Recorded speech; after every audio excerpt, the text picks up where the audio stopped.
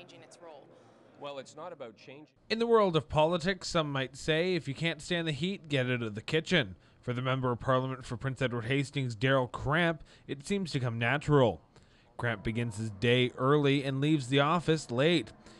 In a regular week, he has committee meetings and might have to get ready for a big speech. Mr. Cramp divides his time into two different categories. Those activities are intermixed in sort of two areas. One is dealing with national issues here on the Hill, and the other is dealing with constituency issues.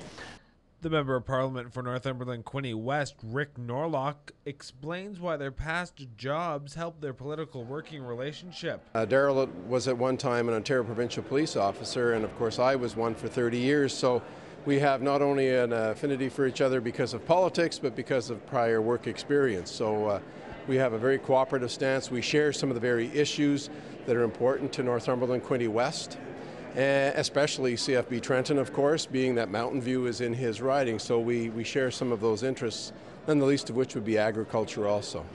Jennifer Manga, Mr. Cramp's legislative assistant, says Mr. Cramp can be very personable.